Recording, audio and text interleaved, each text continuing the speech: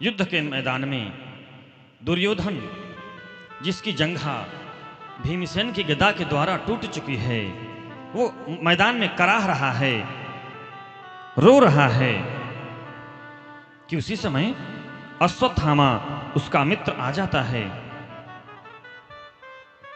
अश्वत्थामा ने कहा, अरे मित्र, मैंने तुम्हारा वो वैभव देखा, वो साम्राज्य देखा, किंतु ऐसी स्थिति तुम्हारी मैंने कभी नहीं देखी, क्या हो गया? दुर्योधन ने कहा, मित्र, मेरे मन में बस एक ही कष्ट है कि हम कौरव 100 भाई थे और आज 100 में से कोई नहीं बचा, किंतु पांडव मात्र 5 भाई थे और पांचों में से एक भी नहीं मरा। मुझे ये कष्ट है। अगर उन पांचों में से किसी एक की मृत्यु हो जाए तो मेरी मृत्यु सुगम हो जाएगी। अश्वत्थामा ने कहा, मित्र, बस इतनी छोटी सी बात के लिए तो दुखी हो रहे हो। मैं अभी जाता हूं और तुम एक कहते हो, मैं उन पांचों का सिर काट करके तुम्हारे सामने लेकर के आता हूं। अश्वत्थामा चल पड़ा है नंगी तलवार लेकर के। उधर द्वारिकाधीश भगवान श्री कृष्ण पांडवों को लेकर के उत्सव मनाने जंगल में चले गए हैं, क्योंकि जाको राखे साइया मार सके ना कोई। जिसके ऊपर परमात्मा के वरद हस्त हैं, परब्रह्म परमात्मा की छाया है, उसका कोई बाल बांका नहीं कर सकता। भगवान सर्वज्ञ हैं, पता लग गया कि अश्वत्थामा मारने आ रहा है। तुरंत भगवान सबको लेकर के रात्रि में वन में चले गए कि आज विजय की रात्रि है, उत्सव मनाएंगे। और जो पांडवों की सोनी सैया थी महाराज, उस पर पांडवों के पुत्र आकर के सो गए। अश्वत्थामा पहुंचा, उसने उन पांचों पांडवों के बच्चों के शीश को धड़ से अलग कर दिया है। पांचों बच्चे मृत हो गए। उन पांचों बच्चों को शीश को लिया है और चल पड़ा है दुर्योधन के पास।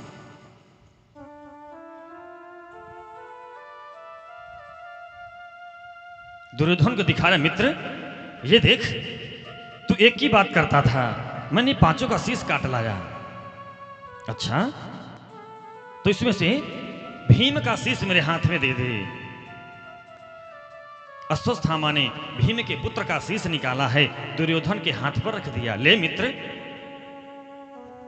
दुर्योधन क्रोध में मुष्टिका प्रहार करता है और जैसे ही मुष्टिका प्रहार किया, वो शीश छिन्न भिन्न हो गया।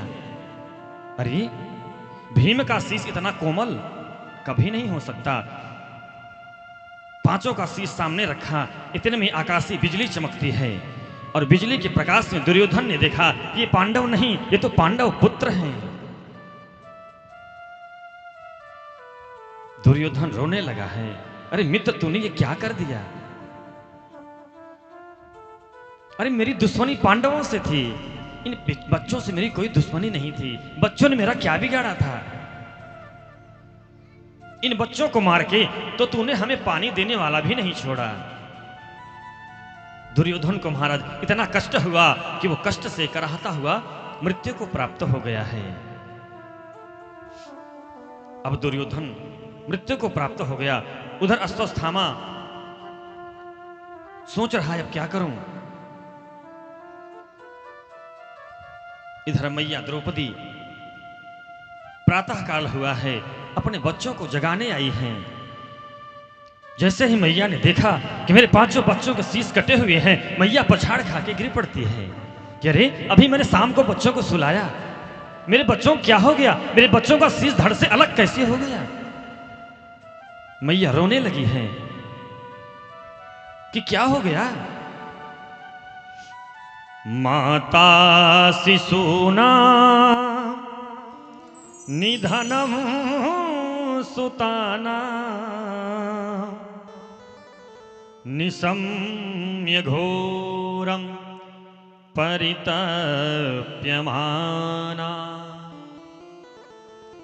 तदारुदद्बाष्पकलाकुलाक्षी ताम सांत्वयन्नाह किरीटमाली। माता शिशूनाम निधनम सुताना। मैया ने जैसे ही अपने 5 पुत्रों कटे हुए शीश धड़ को देखा है, मैया अचेत हो गई है, मूर्छित हो गई है। मैया भगवान आए हैं, दौड़ के द्रौपदी को संहारा। अरे द्रौपदी क्या हुआ?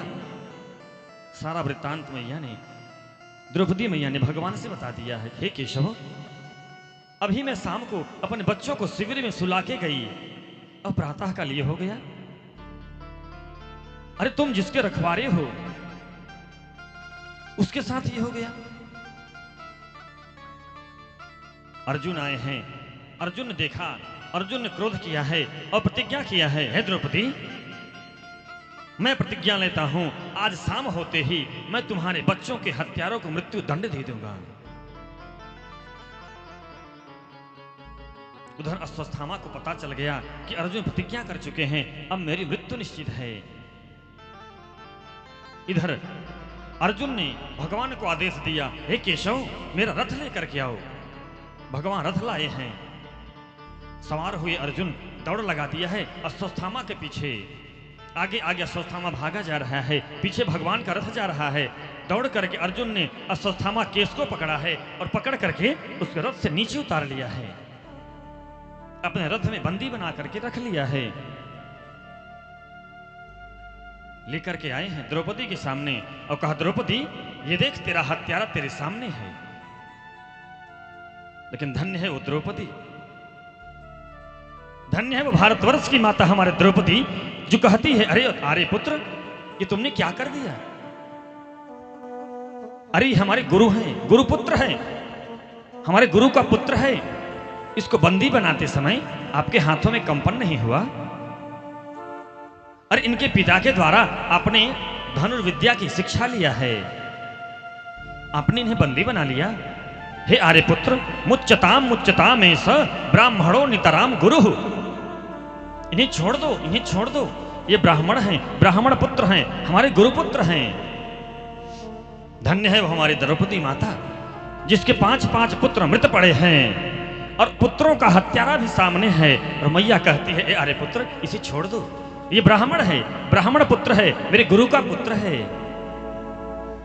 ऐसी शक्ति हमारे भारतवर्ष की माता में ही हो सकती है। 5 पुत्र मृत पड़े हैं, शीश का पता नहीं, धड़ पड़ा है, और मैया कहती है, इस हत्यारे को छोड़ दो। ये ब्राह्मण है और ब्राह्मण होने के साथ गुरुपुत्र है। और हमारा शास्त्र कहता है, गुरुवत गुरुपुत्रेषु तत्पुत्रेषु भ्रातृवत। जितना सम्मान हम गुरु का करें, उतना ही गुरुपुत्र का करना चाहिए। हे आर्यपुत्र, इन्हें छोड़ दो, ये हमारे गुरुपुत्र हैं, हमारे लिए वंदनीय हैं। अर्जुन ने कहा, द्रौपदी क्या कहती हो? इसने तुम्हारे पुत्रों की हत्या किया है। द्रौपदी ने कहा, हे आर्यपुत्र, क्या इसकी हत्या करने से मेरे पुत्र जीवित हो जाएंगे? मैं मां हूं, पुत्रों की मृत्यु की पीड़ा मैं समझ सकती हूं। अगर आपने इसे मृत्यु दंड दे दिया तो इसकी माता भी मेरी समान दुखी होगी, वो भी रोएगी। अरे मुझे तो पति का सहारा है, किंतु इसके पिता पहले युद्ध में मारे जा चुके हैं, उसके पति का भी सहारा नहीं है। इसलिए हे आर्यपुत्र, मैं आपसे निवेदन करती हूं कि इसे छोड़ दो, छोड़ दो।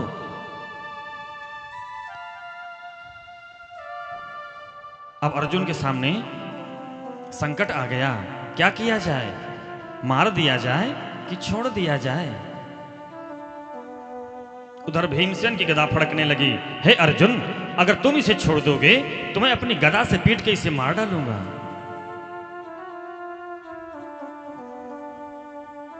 अर्जुन ने भगवान की ओर देखा, हे केशव, मैं क्या करूं?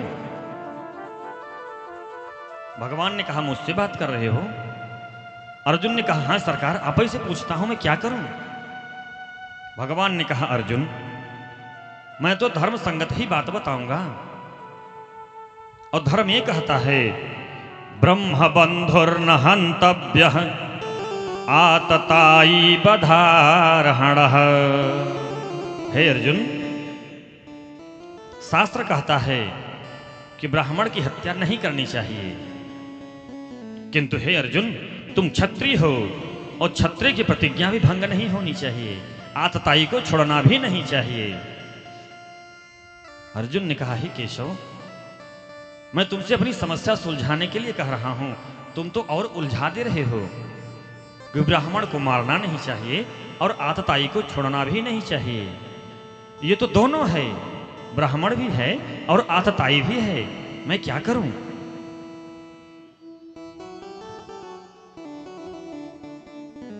भगवान ने कहा, हे अर्जुन, ब्राह्मण का दैहिक वध नहीं करना चाहिए, ब्राह्मण का शरीर वध नहीं करना चाहिए। यदि करना है तो शास्त्रोचित वध करो। ये शास्त्रोचित वध क्या है महाराज?